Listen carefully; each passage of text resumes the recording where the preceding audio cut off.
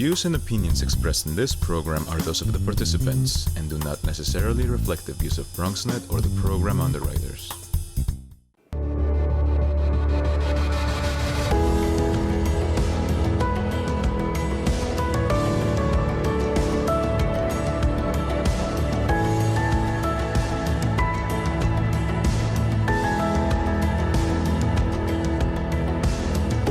Welcome all to the third part of our three-part health equity series, Montefiore Your Health Matters. I'm Melissa Cebollero, Senior Director for the Office of Community Relations at Montefiore Einstein. And I am Javier E. Gómez on behalf of BronxNet Television. Melissa and I will be your moderators today, and we are very excited to have you join us for this town hall as part of Montefiore Hospital's three-part health equity series. If those of you have seen the series, this is a three-part series. We started with panels, but today it is our first town hall where everybody from all walks of life is coming together to talk about health equity. Correct. Today we really hope to begin an open and honest discussion on the things that prevent us from leading our healthiest lives. Today we hope to hear from you, the audience. And today's audience, for people watching at home or in their tablets and mobile devices these days, for people watching, our audience today is made up of elected officials, community board leadership, faith-based leaders, educators, law enforcement, housing advocates, and healthcare leaders, just to name a few.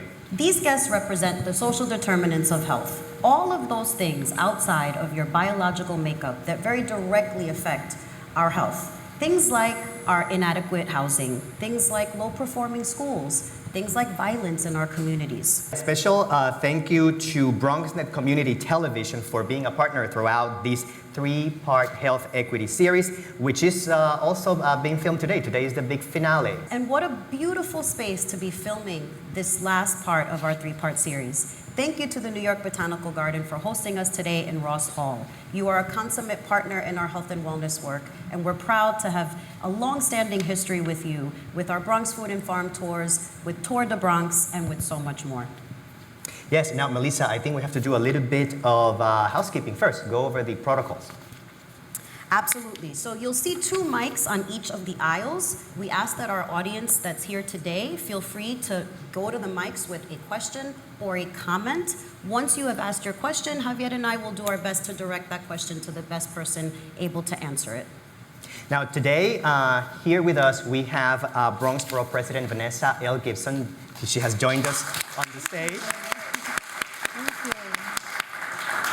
And she will share some borough-wide remarks about health equity. Madam Borough President, please join us. Thank you, Javier, and thank you, Melissa, and certainly thank you to Montefiore and BronxNet Television, New York Botanical Garden.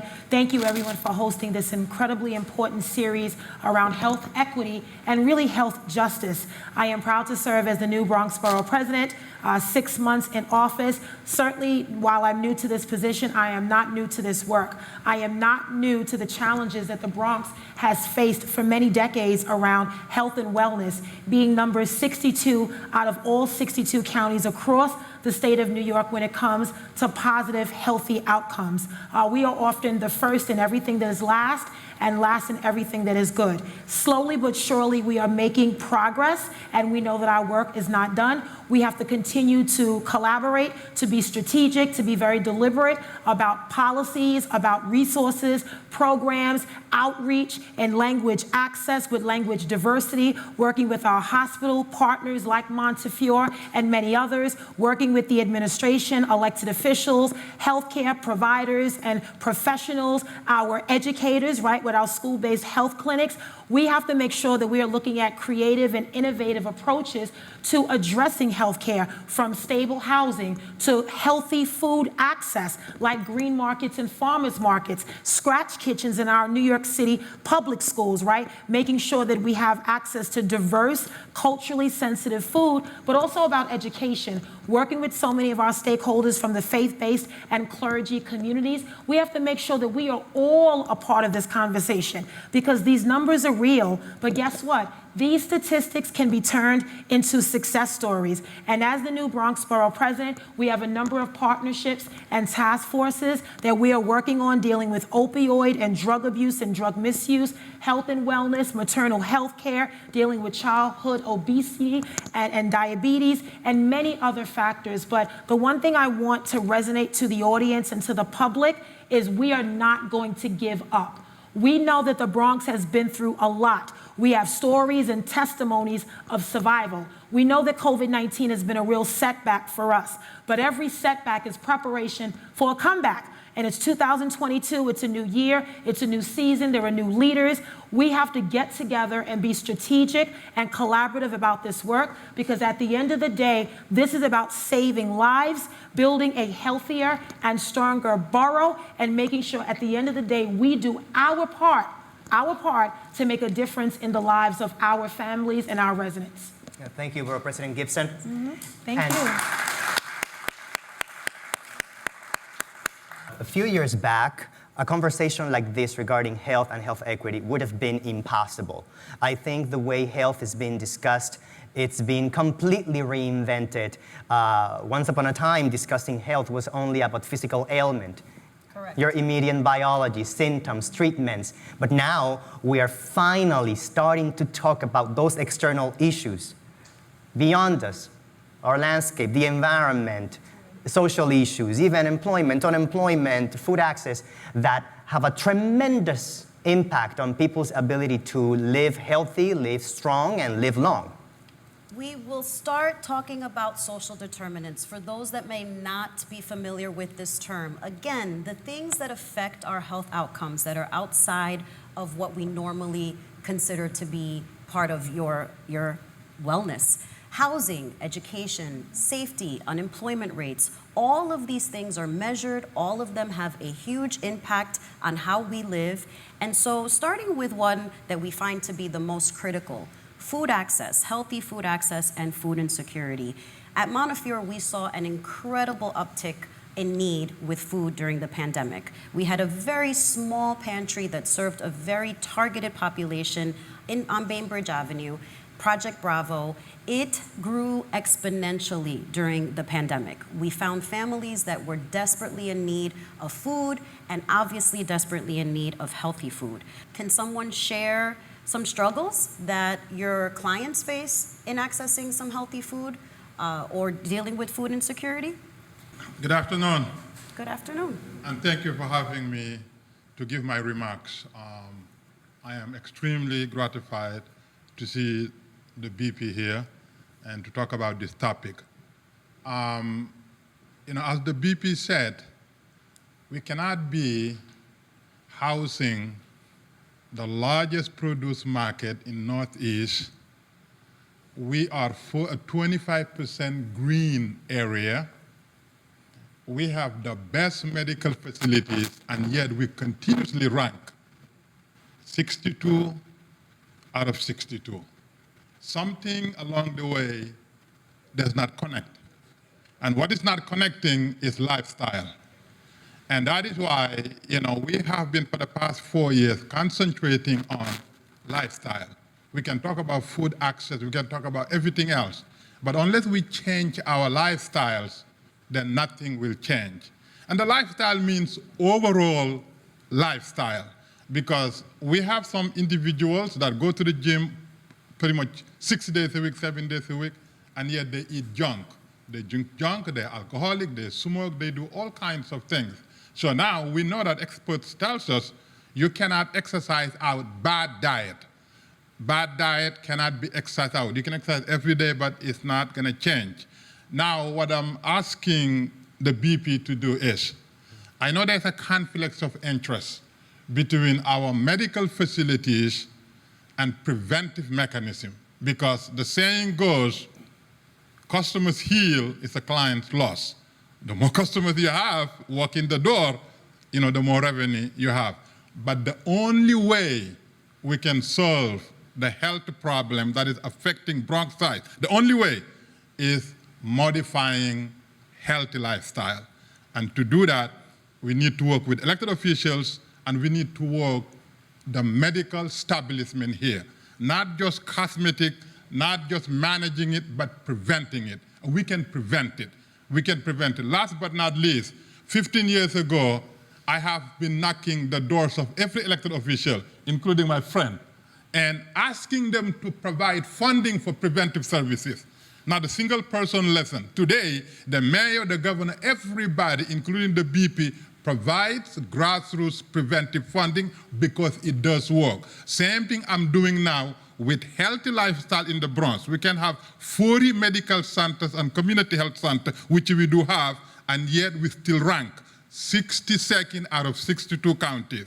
I am begging the medical facilities, the BP elected officials, to come with the new mindset, which is healthy lifestyle. And I have a whole lot of answers if anybody want to take it further. Thank you and God bless you.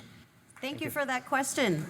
So I just want to make sure we understand, at least at Montefiore, we don't want you to come to us, right? It actually costs us more the more that you come and visit us. Our value proposition hopes that you stay well. And actually, the way that the state is trying to formulate healthcare is that they pay us to keep you well. So if you're sick, then we end up spending more on you. But thank you for your question, and I'll let the borough president. Well, I think what's important about his remarks and his passion, I want to thank you so much, is we have to focus on prevention. Prevention of everything, prevention of diabetes, of high blood pressure, of heart disease, of respiratory issues. So many things that we are facing, whether it's hereditary or whether it's our neighborhood partners. It's important that we look at a lot of our neighborhood institutions like our bodegueros, our grocery stores, our supermarkets, and what services are they providing? During the pandemic, we saw longer lines, food pantries, soup kitchens. Everyone was overwhelmed. They were running out of food, right? The shelves were empty because there was such an overwhelming demand. So we were able to incorporate initiatives like PEBT, the Pandemic EBT program, so that families with school-age children could have additional resources to get more food. We had the PFRED program. We had Get Food NYC. We had home-delivered meals. We had delivered meals inside schools. We had a lot of opportunities because it was based on the demand of that time during the pandemic. But now that we're 2 years after, we know the data, we see the statistics. Let us not wait for someone else to die from a heart attack or die from some other ailment that is totally preventable before we do this work. So I think the point that he's making is really about prevention and not being reactionary. Absolutely. Mm-hmm. We have another question from our audience. No, I also work in food access, and we saw the need increase greatly during COVID, but we also got a lot of donations from different people, different organizations and places to help families in need. During COVID, there was just, pop-up pantries and pop-up produce distributions. And now I'm noticing that after COVID, a lot of those things are being pulled back. We don't get as much donations, but the need is greater. I have a line around the block. So just wondering, how can we sustain the work that we've been doing? Because it's working, maybe not in the degree that we want to see it, but every little bit helps in teaching families how to eat healthy and how it does impact their health. But if we don't have the supply to, to give those families in need, then it's really difficult. And also one last question too, with the increase, I know you spoke about housing and the impact on health, and I agree 100%. And now with the recent increase in rents, how do you feel about that? And how, are you afraid that that's going to have a greater impact, negative impact on a situation that's already pretty dire? So sustainability was your first issue, and we open this up to our audience. If there's someone that would like to answer that question or speak to it, please do join us. Making sure that we are able to continue the COVID relief is going to be paramount. Our pantry is seeing the same issue. We were flush with donations. Every company would call and say, we're bringing in lunch for today, we're bringing in dinner for today, and then as things get a bit better, you start to see a little bit of a decrease in that. Did you want to add to? Yes. How you doing? My name is Luis Marrero. I'm the chair of the health committee in the community board too, which includes Hunts Point and Longwood. And first of all, I just want to shout out you guys, because I think this is a conversation that should have started a long time ago and should continue it as we go, because this is something that is not going to be finished from one day to the other. When we talk about food insecurity, this is not something that started with COVID. This started a long time ago, and we have seen it in Hunts Point and Longwood. And the work that we've been doing there, we began before COVID. Everything exacerbated with COVID, and now we see everything out there. But when we talk about health, we have to talk about jobs that you were talking about. We have to talk about housing. Where I'm living, is it well maintained? Is whoever the supervisor or whoever is managing the building, are they taking care of the building? Because what's going to happen is that probably if they don't, you're going to have roach, you're going to have mold, and that's going to cause asthma. And then you're going to have the asthma, the kids coming into hospitals or community health centers. So I believe this is a good start. The conversation is great. I think the support of community-based organization, elected official is key. I mean, we in Hunts Point and Longwood, we really thank our council member, Raul Salamanca, our Senator Sepulveda, because they've been really putting not only the word, they're putting the money for us to help us to bring food to the people.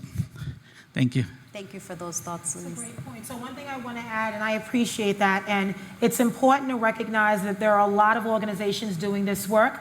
And obviously, after the pandemic, a lot of it has been minimized, but the recently passed City Council budget approved more money for the EFAP program, which is Emergency Food Assistance Program. It went from almost $20 million to Mayor Adams doubling it to almost $40 million. So many of our non-for-profits that are 501c3s today, I need to make sure that you are connected to Food Bank, City Harvest, Meals on Wheels, God's Love We Deliver, so many organizations that are sometimes the parent organizations that are supporting many of our smaller providers. Because as you said, even though 2 years have passed of the pandemic, it doesn't mean the need is not greater. And I agree, I worry. Remember, the Rent Guidelines Board this week just voted to increase rents on new leases starting October 1st. 1-year leases, 3.25 increase, and 2-year leases, 5%. It's the largest increase in almost 10 years. That is going to have an impact on food stability for many families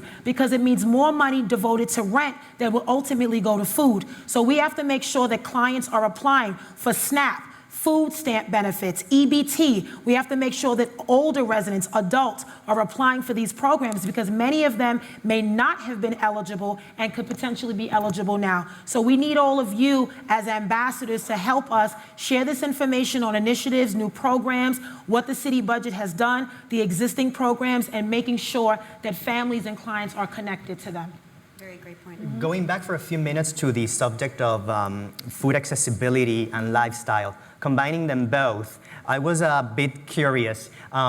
What work can be done, or what can the people do in terms of, the board president mentioned the local bodegas, the local merchants. What can be done to at least enlighten them into providing healthy food alternatives? I mean, there have been neighborhoods in the Bronx in which I've gone to pay a visit to someone.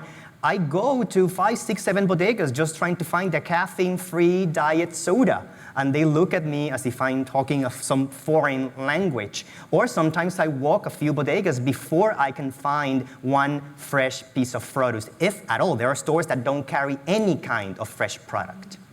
I have some friends and colleagues in the audience that can answer that, and I'm gonna call on them, but I'd love to hear this gentleman's question. Yes, hello, thank you for inviting me to this. How do we get buy-in from individuals that not necessarily don't need to have buy-in? So an example is, for instance, like supermarkets, right? When they're leftover produce, there's a lot of waste that ends up getting thrown out, and a lot of it can be still reused and given out. Yet there's no real policies to redistribute it to either smaller pantries or create partnerships. So my question is, how do we create policies to create those partnerships, and 2, make it sustainable so when we have these so as we all can like acknowledge that food insecurity is an issue, has always been an issue. So creating these partnerships, while we have these upticks, all these governmental assistance is great, but when there's not that limelight shedded to the food insecurity issue, there's still policies in there that can withstand those rainy days and has a longevity.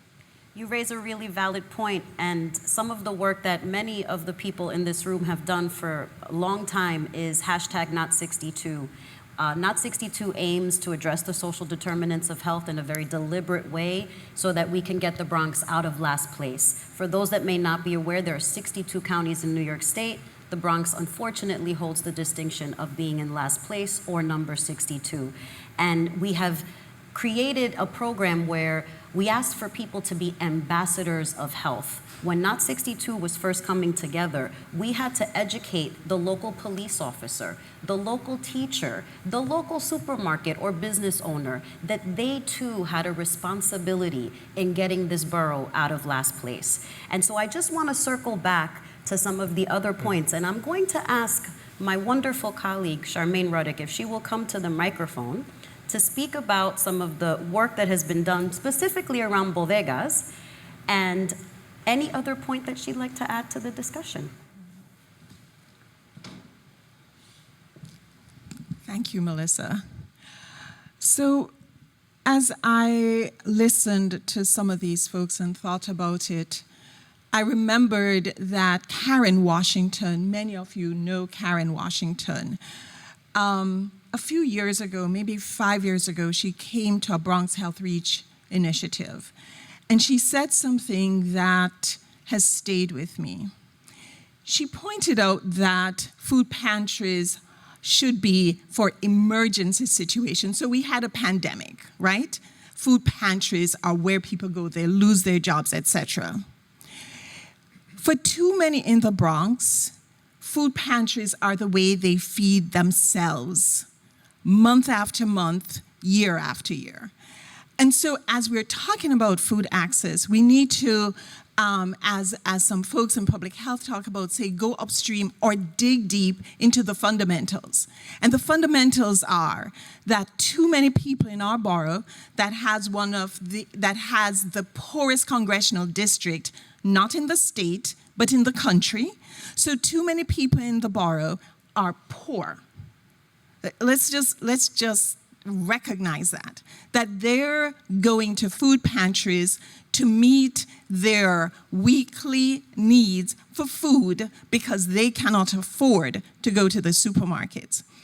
When Karen made that point, Karen also pointed out a historical fact that many of the supermarkets that fled the Bronx are the ones that initiated food pantries so that their expired food could go to our food pantries and serve as a tax write-off for them. So let's talk about the policies that keep our people hungry, that keep them reliant on food pantries. Many of you remember when Mayor Bloomberg was the mayor, and he wanted to do something about sweetened sugar beverages, right? He wanted to decrease the size. But at the same time, Mayor Bloomberg was not a supporter of a living wage. So the people are poor, right? There's a proliferation of not just food pantries, but a proliferation of fast food in the Bronx. So we have the twin problem of obesity and hunger living here in our borough. And yet still, we are not looking at the economic factors that make people think that McDonald's dollar meal will allow them to feed a family of 4, as opposed to being able to afford the healthier produce that we're doing. So Melissa mentioned that, Lord Melissa, what is it now, 11 years now? 11 years now that the Not 62 campaign got formed, the Borough President's office, then Borough President, we are grateful for Vanessa Gibson being Borough President now because we know that this has been an area that she has focused on for a long time. So we had the Borough President, we had Monty, we had Bronx Health Reach, and we had our phenomenal Bronx District Public Health Office, or New York City Department of Health's local office. And we decided at that time that we were not going to say, oh my God, we're in such a bad state, but we decided that we were going to reach out to folks to establish the sort of collaboration that we need to have in order to do this work.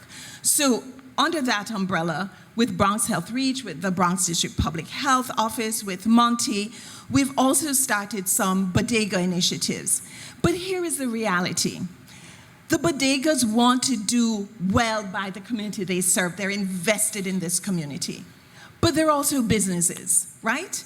And the folks that they're serving are the folks who cannot afford the healthier produce that we are asking them to have in the community. So again, we come back to the fact that poverty is at the root of what we are struggling with. Poverty is at the root of food access. Poverty is the big thing, but also there is a mindset in too many. We talk about the terminal market. There is a mindset in too many folks that the people in the Bronx, the black and brown people, don't really deserve to have healthy food. So let's talk about changing a mindset or putting the kind of policies that we need that can say, irrespective of whether you feel that way or not, the fact is that these are people here that make up this population, and we are here to serve them. So I think as we are wrestling with these issues, let's talk about some of the fundamentals that keep us at being 62, and that we are committed to not being 62, no matter what it takes from us. Thank you, Charmaine. Excellent. Very powerful words. The mindset. Changing someone's mindset is the most difficult thing that we can do. We can change the way people behave, how they shop, but the mindset. We, as people of color from low-income, fixed-income communities, have been conditioned to believe that some of the neighborhood partners we have is all we're ever going to get. And so I want to raise that point, because as we do this work, it's also about the mindset. We need residents of the Bronx to think differently, to think that that bodega, that supermarket can be a better neighbor. And through incentives, we can encourage that. Healthy bodega initiatives where the government comes in and sponsors programs so that when you go in a bodega, the water is not on the floor and the beer is right at eye level. Things like that matter. The cigarettes are in your face, but the fruit is in the back of the store. Things like that matter. Display matters. When our children walk by bodegas and all they see are Newports and beer and everything advertised, but not health and wellness and fruit. So it's also the mindset, and that's something I want to add to the bucket, because that's really important for us and our residents to believe that we truly deserve to eat better. And you should know, Borough President Gibson, for those of you that have been at this for more than a decade, prior to Not 62, there was CAN, Changing Attitudes Now. Yes. And we understood at the Borough President's office that if we didn't shift how people thought, it would be even harder to shift their behavior. So thank you for acknowledging that. I think we have a question. Something I'm noticing that I'm getting from the audience is that in terms of food security, insecurity, lifestyle, it seems to be like a very broad, quite complicated system. You have pantry shops, how to keep them supported and well stored, but how to make people not depend or rely on them. And then how do we deal with food accessibility in terms of location, but also in terms of monies and poverty and affordability. So this is really a great topic. And I'm eventually toward the end of our conversation, this will make sense. It'll come together. So I think poverty also lends itself to our housing and having more often than not, substandard housing. And so I'd like to shift the conversation to that topic now, if we can, and ask just really clearly, does anyone here serve a clientele that lives in substandard housing? And if so, does that housing contribute to poor health outcomes? And if we could have someone from the audience that would like to comment on that. As far as rent raising and employment and wealth is staying stagnant, people with housing is going to decrease. People with actual real decent housing is going to decline. I work with the population within veterans. So I'm a Navy veteran with the National Guard, and I work with substance abuse users. And so the stigma around them is they don't deserve housing because they're using. They can't hold down a job. The approach that me and a lot of my colleagues take is a harm reduction approach, as everyone is going to choose pleasure over pain at one point. Like everyone, and it's the mechanisms that we use to overcome that pain. And so the way we approach is we shouldn't judge that individual in the way they approach their either pain management or whatever issues that they're having. But yet we still stigmatize individuals that use and kind of throw them on the wayside, undeserving of housing, undeserving of health, and undeserving of people's respect. I think addressing those facts and definitely taking like a harm reduction approach of treating person with respect and dignity and understanding that they deserve a basic standard of living can go a long way, especially with the Bronx being one of the highest opioid overdoses in the 5 boroughs, and either any statistics, metrics you want to measure it, and then veterans also being high at that as well. Absolutely. We just hosted a Narcan training just yesterday because we can't forget that it's still a reality. And thank you. I think you are mentioning again a shift in mindset, a shift in thinking about what we deserve and what we're able to accomplish here is another recurring theme. We have another question or comment from our audience? I have a comment. My name is Marie McCullough, and I'm from Community Board 4. I don't think that we can in any way gloss over the importance of poverty really kind of in this area. We cannot do it. We can get very academic really kind of in our discussion, but we cannot in any way really kind of skim over it as if it is not the basis of a variety really of the inequities that we are talking about. When you have people who are poor, they can't do a lot of stuff. And when you have people who get up really in the morning knowing that they have to get to a job or work several jobs in order to barely make it, in order really kind of to have a roof over their heads, etc., it is very difficult for them to not go to pantries as a way really kind of surviving. So that the task for all of us here, and I was very impressed to see that when you talked about food insecurity, nobody here talked about really the fact that they were insecure. So people sitting in here have been fortunate enough not to have to go through that.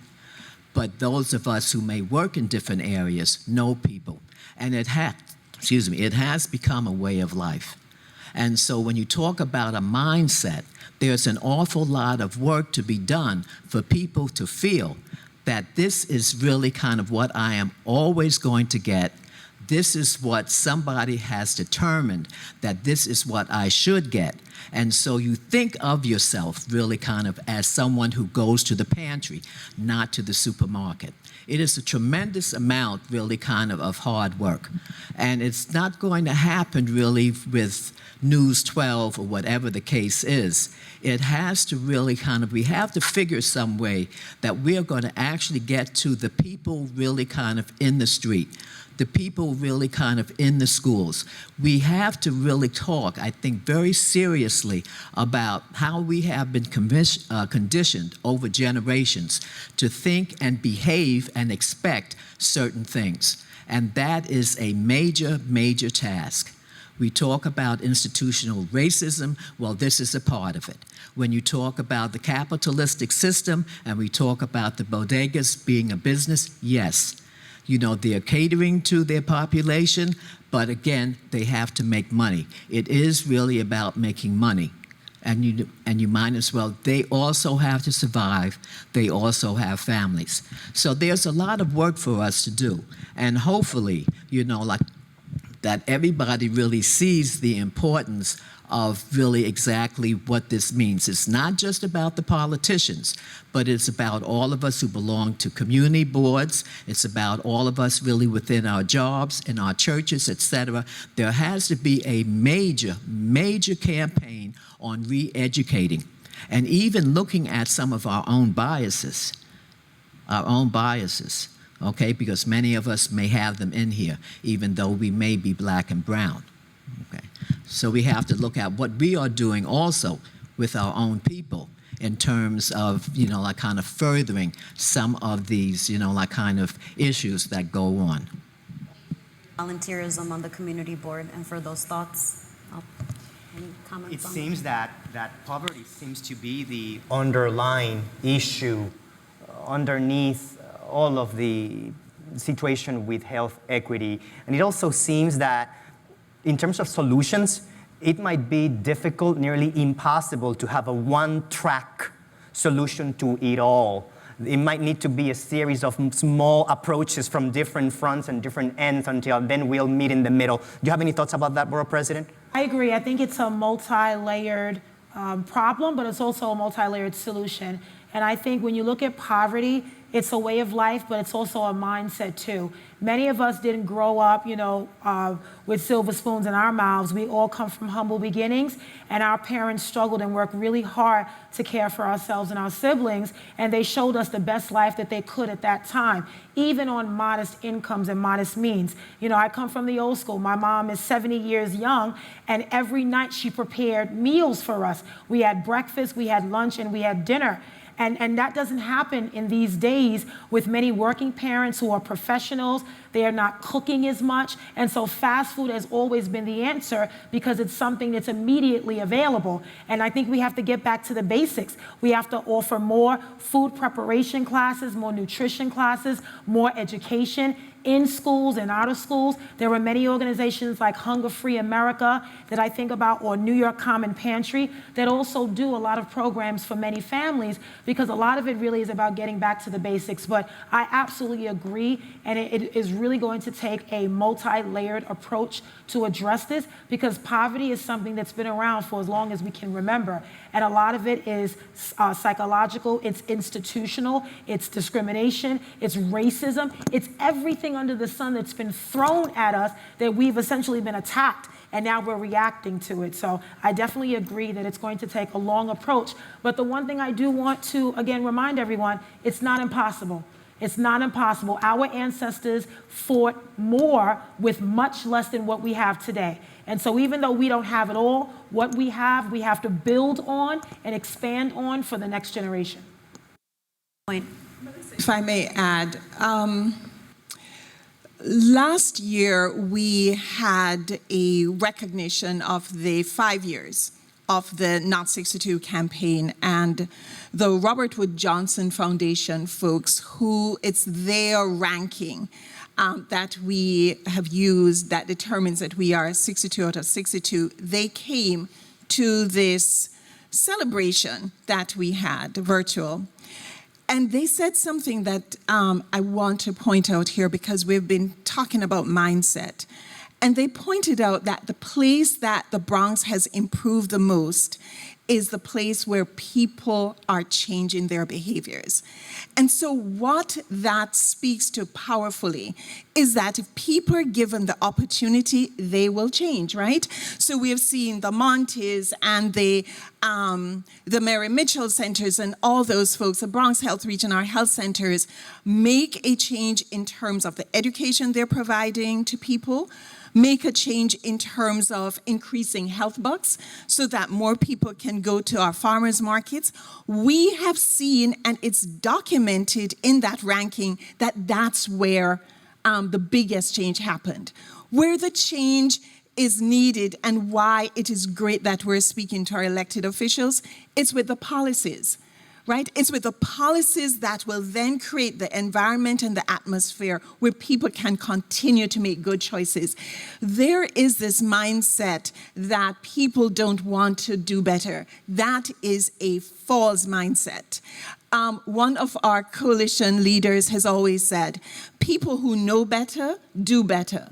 And we've seen people do better when they know better. We now need to have the sort of changes made in our environment that then supports that kind of improved behavior and choices being made. I just want to point that. And finally, Congressman McGovern from Massachusetts, who's heading up a White House conference on anti-hunger. It's hunger, nutrition, diet-related diseases.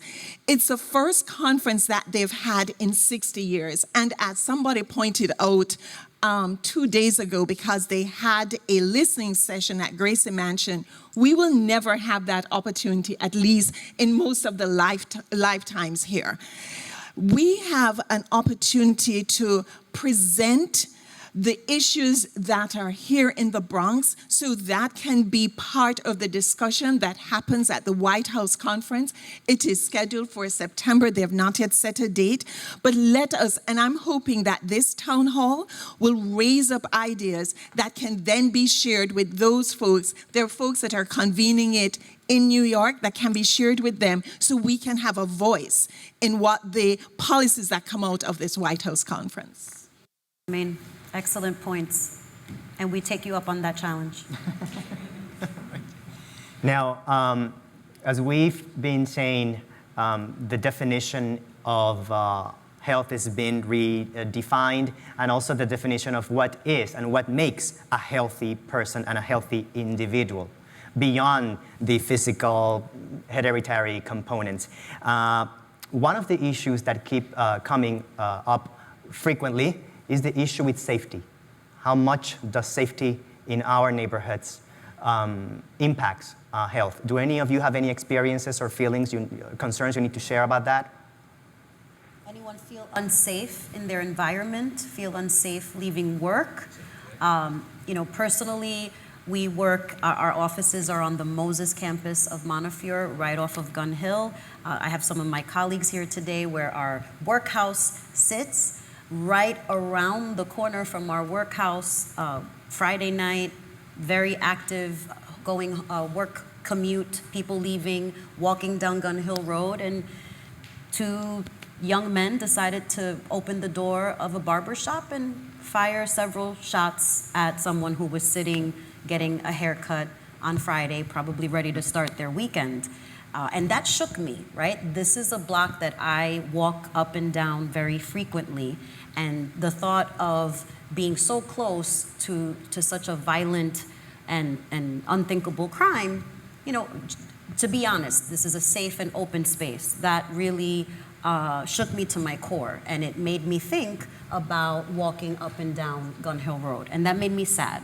So we'd love to explore the topic a bit and hear from some of those that we have not heard from in the audience. Violence and health would have not been mixed in the same conversation, and now people are starting to see that there is a direct connection.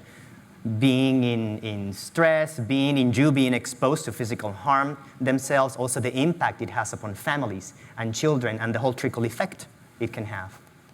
And the effect that it has on someone feeling safe enough to use their park for free exercise, safe enough to walk a beautiful trail. We're the borough of parks and universities. We have lovely trails in all of our parks, and people might be hesitant to take advantage of those free opportunities because they don't feel safe. It's a very sad reality that we're facing in New York, but this is a national crisis. The plague of gun violence is something that demands federal attention. And I'm so grateful to finally see Congress now acting where you have bipartisan support, U.S. senators and members of Congress on both sides of the aisle that actually agree on some things. It's not everything, but it's far better than what we have today. I have met in my 6 months as borough president so many families affected by gun violence every single day, and often we hear about mass shootings, and of course, we must respect those lives that are lost. The massacre in Buffalo, what happened in Uvalde, Texas, but we also need to understand what happens in the Bronx every single day. Someone is a victim of a crime. It could be a victim of a shooting, a stabbing, an assault, a robbery that's armed. Something is always happening. And what we're seeing now is it's happening in communities here in the Bronx that have not necessarily experienced violence. And so many residents are very fearful of walking down the street, going to work, crossing the street, going to the doctor, going to the local park. It's been very fearful, and this has been going on for quite some time. We have to get a handle on violence. But I want to emphasize, because we haven't always talked about the intersection of gun violence and health care.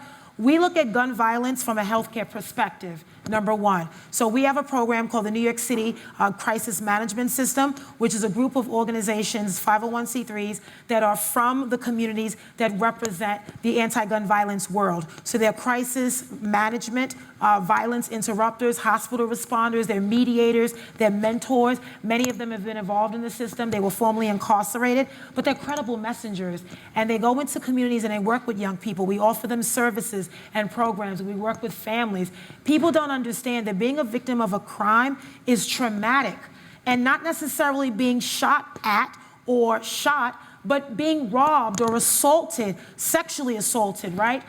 Whether you are a victim of a sexual assault, gender-based violence, elder abuse, there's so much happening. So I want to raise up the issue of trauma, because trauma is important. We are traumatized from COVID, but we're also traumatized by everyday life and living in the city of New York. And as I said, this is a national crisis.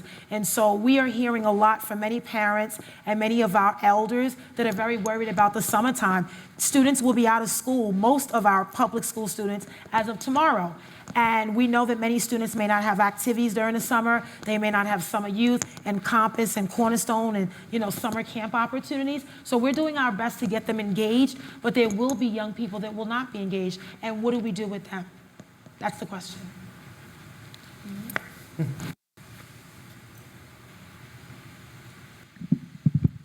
I just really want to say something really about that. The news is on, like kind of 24/7, and they repeat the same things over and over again. So what happened with the issue that took place on the Q train, that was on, and again, it was a very traumatic situation. And so that went on for hours and hours and days. And what happened is my granddaughter was listening to this, because I happened to, be one trying to get the news really kind of every day. And what came of that was the fact that she did not want to take the trains, because when you go out with Nana, you're on the train, because I don't drive. And she was afraid to go on the train. And so I had to start, for a period of time, paying for cabs when she went with me. Now, she's little. She's 9 years old. And so if you look at really kind of the trauma that children experience throughout the course really kind of their young lives, and then bringing it really kind of in years, what does that do when we are talking about the state really of them on a physical and an emotional level, So I just really wanted to bring that up also.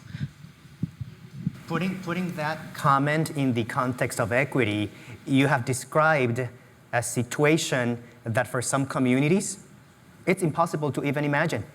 They cannot relate to something like this because they don't know it. It's not their reality, and that's where the inequity comes and manifests in terms of the results and the healthcare outcomes and the health outcomes. Precisely. Another comment from the audience? Oh, go ahead. On this topic of safety, and as was mentioned, education in our children, one of the areas, and by the way, underlying so much of what's been said already today, is the choices that we make, what's accessible to us, and our perceptions versus our reality. So we are understanding through social determinants and through the Not 62 and the Robert Wood Johnson rankings that there are areas where we have improved despite the perception that people in the Bronx don't want to do better, but we know that the data shows people are making better choices. We have many programs and organizations represented here today, from Montefiore Urban Health Plan, youth ministries. There's so many groups in their areas of work who offer services and education. The question is, how do we ensure that as many families as truly need them take advantage of those programs? We have nonprofit organizations that are providing youth services. How many families who wonder if there are safe and positive places for their children to spend time are aware of the nonprofit organizations that are managing good programs? How we use our resources. When we think about our hospitals or our community clinics, do we only use them when we feel sick? Or do we realize that if we want to learn how to make $1 out of 15 cents, how to take our limited resources and put them to the best use possible, that we can go to a Montefiore, we can go to an Urban Health and learn about nutrition, learn about how to prepare meals, that we can learn about money management. These services, this information is offered by a myriad of programs, and has nothing to do with our bottom line on health services. So these are the kind of things that we all have to learn and educate our families in the Bronx about using these services the right way and the best way possible. And as it relates to our children, because I think underlying everything certainly is poverty, but also it's education. And one of the things that I'm most proud of the work happening at Montefiore is a proliferation of our school-based health centers. We are now reaching 90 plus schools in the Bronx. We manage the largest school-based health center program in the entire country. And I know there are partners here who also manage programs in schools. But what's really important about that, to the last comment that was made, is that one of the fundamental services offered to our children is mental health services in school, where they don't have to miss a day of class to get access to the programs, where parents don't have to take a day off of work.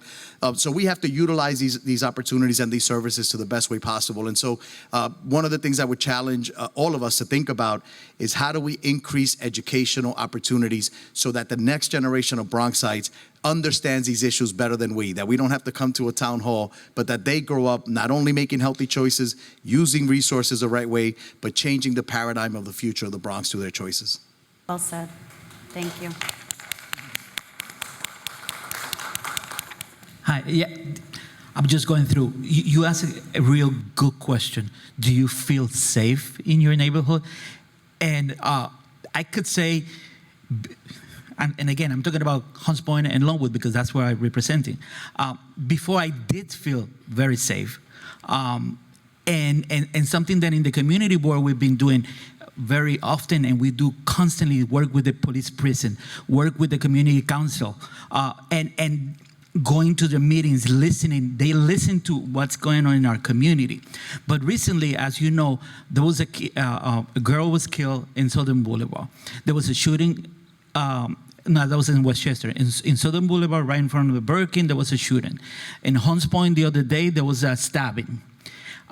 So Marcos brought a really good point. I believe mental health or whatever is happening to everyone in the community being affected with COVID or all economic situations is really affecting the mental health of the people. And right now, how do they feel? Where am I going to get, maybe because of poverty, where I'm going to get food, or where I can go steal from ShopRite just to sell and box. So it's a variety of issues that are really happening. And I think part of what we're doing right now is having this conversation, because we have to come out with something that we can address all these issues. It was so funny because I'm talking to my peer before, and the perception that people have with the police, we have to change that. But I believe the perception has to come also from the police, because if I love to work with the community council because they're very community people. They listen to you. But when I'm passing by a policeman, sometimes I look at them like, is he going to stop me? He's going to do something to me? Because there is a perception that somehow needs to be broken so we can work better with the police. Because lastly, if something happened, who are we going to call? The police. For those thoughts. Yeah, I want to chime in again in terms of when you know better, you do better. In terms of poverty, in terms of the relationship between health and safety.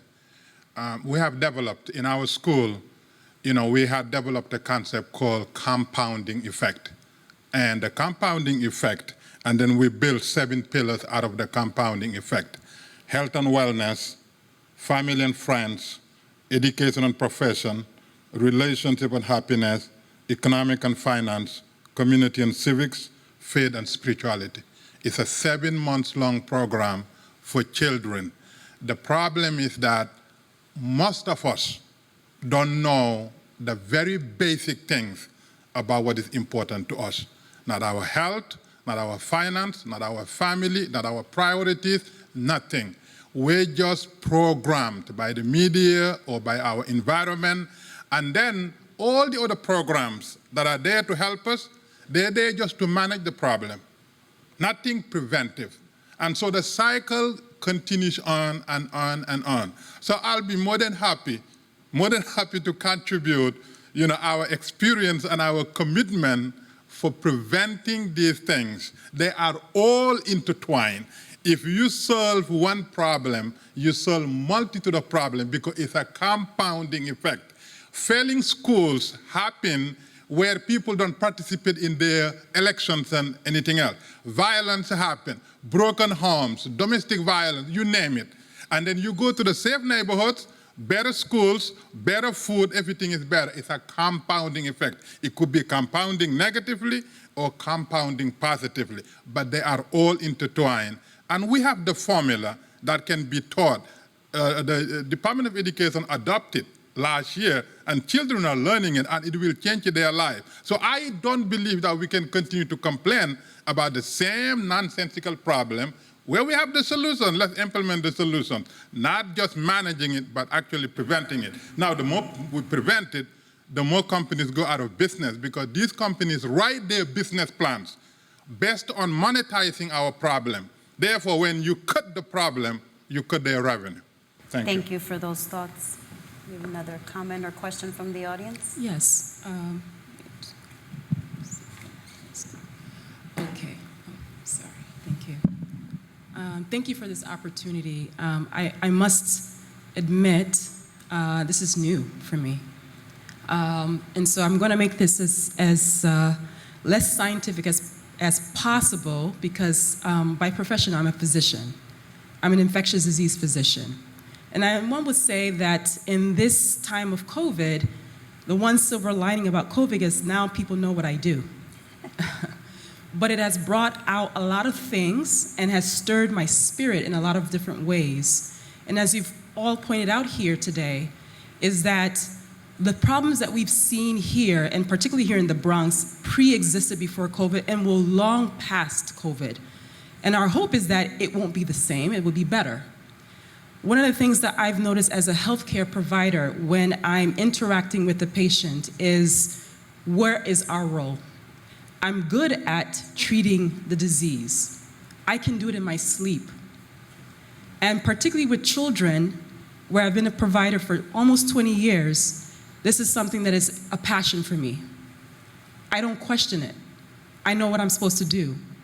But what's been stirring my spirit of recent has been, could I be doing more? And when a patient comes to my office, I don't always particularly focus on what are the extenuating circumstances that has brought them into my office when I'm seeing them face to face, explaining to me, Doc, I have this ailment or this problem or this issue, or when I'm seeing them multiple times in the same week, multiple months in the same year, wondering, why is this person coming back? And what I often find is that we're not asking the questions that need to be asked. And particularly poverty, food insecurity. For the first time, as someone who has worked overseas and in various different countries, sometimes I wonder if I'm in the same space, to be quite frank. Malnutrition, we have different spectrums, obesity, and we've actually had, for the first time, severe malnutrition we're treating in the hospital, which lends itself to multiple different diseases and infections, including COVID. We're seeing diabetes at record high rates in children now. We are seeing also heart disease. We're seeing chronic lung disease because of the home situations. And I'm constantly getting consulted to ask, what can we do more? And I'm pointing out all these different things, but not really pointing at myself as the provider.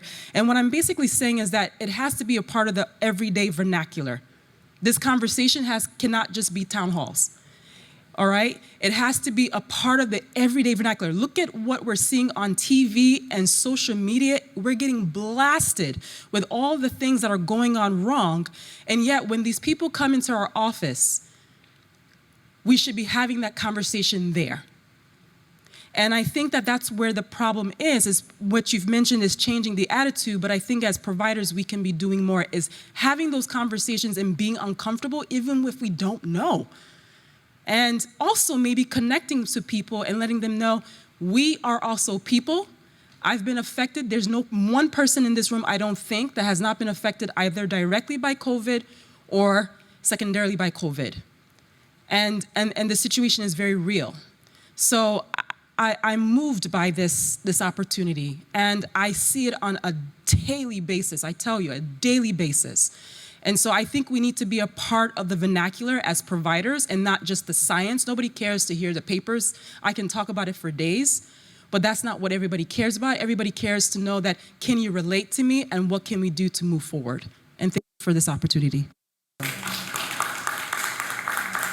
Thank you for Melissa, those powerful words. something special about this conversation is that you are the warriors who do the field work. So there can be policymakers and legislators and executives at every level, and even healthcare administrators, but you are out there in the trenches, giving that ear, shaking that hand, giving that shoulder for someone to cry on, and we rely on you and your expertise to actually inform legislators, executives, and policymakers on what are their needs, what's really happening, and as your experts, and you know the solutions to this. Thank you. And as a Montefiore physician, we're very proud to have you here, and thank you for those tremendous words and thoughts. And we will certainly keep you as part of this conversation. Want to make sure that we're able to touch upon a few other social determinants that very greatly affect us. Transportation is one of great significance. And the question that we'll pose is, has anyone here today worried about making it to work or school on time due to public transportation? How does that affect your daily life? How does making it to a doctor's appointment, is that an issue in seeking health care? Do you have adequate transportation to get to a visit? Does anyone want to share any thoughts on that? I think I'm the only one who has problems. So Go ahead, we'd love to hear them. There are plenty of other friends here that I'd love to hear from. In terms of transportation, I know a lot of people in Bronx Borough live in double fare zones, and that impacts the choices you make. If you're having an unreliable transportation system, inaccessibility, transportation schedules, how to get to appointments, how to get to and back from work, how about if you get stranded? What impact does all of these have on your health? Well, I think transportation is important. You expect to be able to get to and from your destination safely and on time. And one thing we've learned about mass transit in the Bronx, our buses are extremely slow. So what we've done since 2019, we've worked with MTA, New York City Transit. We started to redesign our buses. And unfortunately, COVID hit and we had to pause. But since then, we've had over a dozen workshops, met with all the community boards, transit riders, Riders Alliance, so many different advocates. And finally, on this Sunday, the new bus redesign is going to come out. Now, there is some criticism because there are going to be bus stops eliminated, but we've been able to restore as much as we could, but we simply need buses to move. We need to dedicate more lanes to actually have bus lanes, and we need to keep them clear of all traffic that's not a bus. We need to make sure that we improve on east and west connections, not just north and south. We need to make sure that our subway stations are ADA compliant with elevators and escalators, not just for individuals with disabilities, but for older residents and people that are carrying strollers and have small children. And also ferry service, Soundview, Ferry Point Park. We want to expand that. We're getting the Metro North at 4 new stations from Parkchester to Morris Park, Co-op City, and Hunts Point along the East Bronx. But we know that we have a lot more to go. We have to make sure that our transit system is affordable, it's convenient, it's reliable, and it's efficient. So 21st century buses that are electric, that don't, just put pollution in our air, that move, that have charging stations, that have Wi-Fi so we can connect. These are things that are modernizing our system. And I'm so grateful that the MTA gets it. And they came to the Bronx after Staten Island. So we finally have a leg up on Brooklyn, Manhattan, and Queens with new bus service. So that is something that will happen starting Sunday. And we're going to continue to talk to transit riders about what we can do to improve both bus and subway service. The gentleman over here before we wrap the conversation today. Sure. So I think when we talk about transportation as a social determinant of health, we consider it from probably two perspectives. One from a safety perspective and the other from an environmental perspective.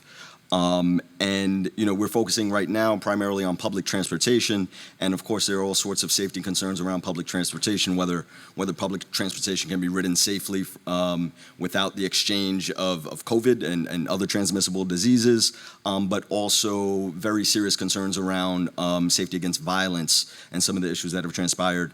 So I think that's certainly an important consideration, but I did want to mention also the environmental factor associated with it, particularly as it relates to car transportation, a lot of the highways that we have that have plagued our communities with lots of disease and environmental injustice. And as I'm bringing up this point, I shared it simply to encourage my friend over here to step up to the mic to make a few points. But before I allow her to do that, I also want to mention just the safety infrastructure around a lot of the transportation that we have. There are lots of challenges with our transportation system as it currently exists, and a lot of folks are really starting to take advantage of alternate modes of transportation. Not just bicycles like we've seen traditionally, but electronic bikes, motor scooters, the standing ones, the sitting ones, and those are all great and those are all well, but we don't have the infrastructure in place for people to be able to utilize them safely for themselves, but also for the benefit of pedestrians. So as we move forward and really discuss transportation as a social determinant of health, that infrastructure really needs to be modernized to meet the needs or to meet the practices of how people are getting around our city right now. But I'm really interested to hear in what Nilka has to share right now about it. Thank you so much. So I represent a grassroots organization called Loving the Bronx, where we're dedicated to community development through organizing around environmental and social issues that plague the borough.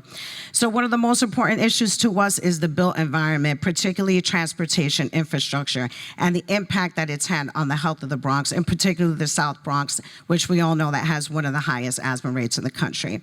So Loving the Bronx has been advocating to cap the Cross Bronx since 2016. And I want to leave everybody on like a good note, because this is actually a feel-good story. So this project isn't a simple project. It's not just looking at the Cross Bronx and simply capping it.